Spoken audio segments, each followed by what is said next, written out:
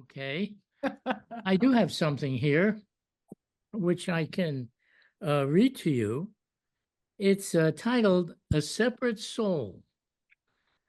And it says, "You said your love is infinite. It is everywhere, unlimited because you are omnipresent. So the ordinary man said, I don't feel it. Why is that? If you are in me and in everyone, shouldn't I feel it too? So the great Lord said, I will see to it that you feel it. You will also know I was always with you and loved you." Now it happened that this man had a girlfriend. She was so in love with him. She was pretty and liked to laugh and make love with him. She was some chick. He couldn't help but find her adorable. There wasn't anything he wouldn't do for her. He really loved her. What a perfect setup. Just what the Lord of Love liked. Now he could do his work. Being a master of the mind, amongst other things, you can do a lot.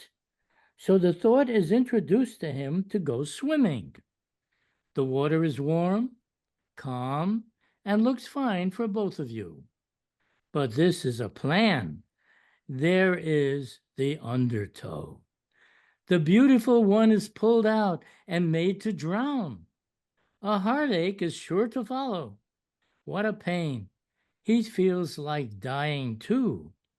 So what does he do? He prays to you. You are my God. You are all powerful. Bring her back to me. I feel your love for me.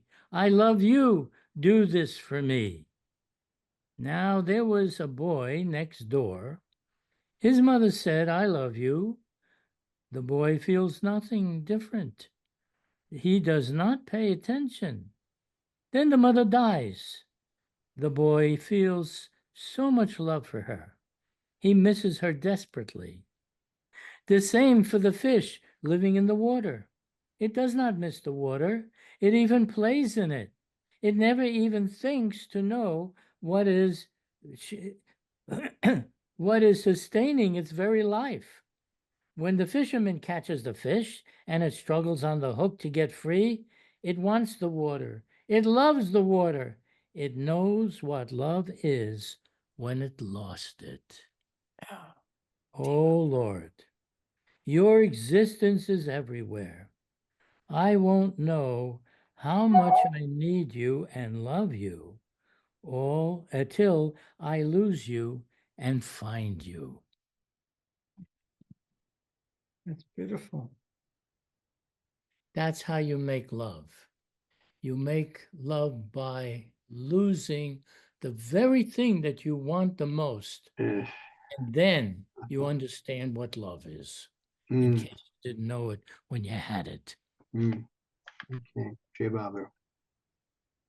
Yeah. MeherBaba. Yeah. And that's what he's been doing all along with all of us. Hmm. We're just a bunch of fish in his ocean, Hmm. you see. So we can't know how much we love it. We love him until we don't have the ocean to be in his ocean. Then you know. Then you start to know.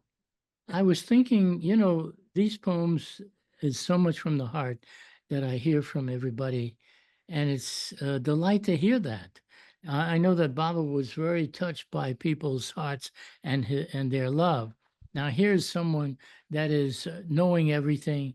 He is an experience seeing himself as the one behind the many souls of everywhere throughout the cosmos, not just on the earth. And yet he enjoyed tremendously listening to what his lovers had to say, the questions that they would ask, and also the questions he would ask them, and just to hear their response, because he already knows everything. So of course, there's no news to him. But at the same time, he liked us to express ourselves. And this is what you're all doing here through the poetry that you're reading. I have something here which is called the magic touch. You're going to like this. It's called the magic touch. I already How like it. is it all right to feel- read this? I feel like I'm in a store. You're gonna like this. Amen. I think you will. Yeah.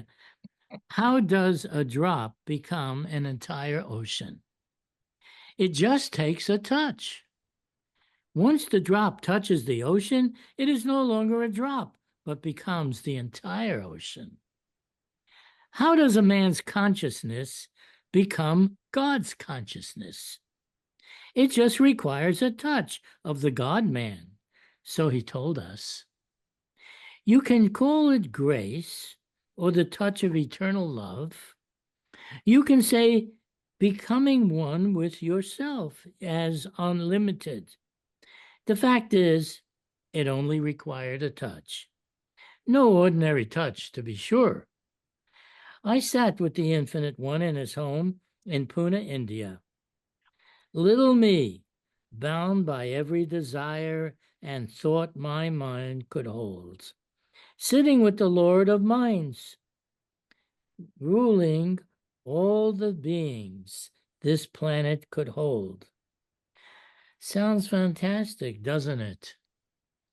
I came wanting to know God. That was even more fantastic. But I knew he would have to provide his special touch for that to happen. We both knew what I wanted. This was a special time. It was the year 1962. After countless ages, we were both occupying human bodies at the same time and in the same place. I was there. I was here to achieve enlightenment. He was on a mission to give enlightenment. We were meant for each other, so it seemed. He asked how I had come. I said it was your will. He had me stand up and repeat it to all those in the room with us.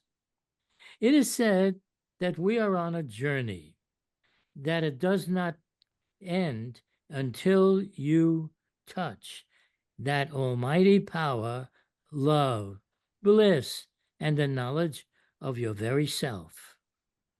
Lord of Lords, it has always been your most magic of all touches. Oh, amen. Jay Baba. Jay Baba. Irwin, we love you. It's good to be loved, let me tell Yes. Oh Better my than not. God. you. Can't even imagine. You are so precious. Well, Thank you you. know, Baba was all about love. Yeah. If anyone were to ask, well, what is it that Baba wanted? That was it. Love, love, and more love. Oh my He God. was all about love. The last, you know, I'm doing a movie, and the very end of it, it says, you see Baba, and he's saying that he's saying at the end, no one understands me until they understand me as infinite love. Yeah. So thank you. That's who we're following, you see. Yeah. And what do we Well- follow? What you get, what you follow. In the end, that's what you become. Well, It's yeah. not exclusive. Baba is not exclusive. He's not saying I'm all love and you're just out there. No, no, no. This Well, is the experience Irwin- that we're destined to have. I have something here, which before I go, I would like to just read you this because I think that you're going to get something from it. It's titled A Man, a Woman, and a Lord. Divine love and human love, divine justice and human justice are always at work. That is because we exist and have a consciousness that is caught up in the raptures of the mind. Human love is great. There is nothing like it. Whoever you are, wherever you are, In the end, nothing beats love. I want you. I need you. I will care for you. Even on my deathbed, I will love you always. You are mine, and I am yours. The Lord of the heart, who sees himself in every being, has been telling us the same thing throughout the ages. God and humankind have been wrestling and loving each other ever since anyone can remember. History records this. God sits on top of the mountain and gives his commandments. He doesn't like to be disobeyed, but us humans don't like to be told what to do. Mhm. So now we can have a story. We have the good guys who do and the bad guys who don't. What a setup this is. There are numerous books and Bibles to tell us how this works out. But there is also a backstory, one you do not see. The old Lord has a sense of humor. Good or bad, he wants to enlighten everyone, according to each one's disposition. He knows each one's mind and what to do to make you want what he wants. Mhm. It all has to do with love. He knows what you like since he made it all. Sex, too, is a powerful force. You can either enjoy it and reproduce the race, or you can abuse it and suffer the consequences. What you do to others will come back to you in this life or another. No one escapes divine justice. Just the same, his eye is on you. His job is not to punish you, but to enlighten you. You'll thank him later. I didn't always know this, but once I joined him, this silent man taught me a lot. Oh, Now I pass some of it on to you.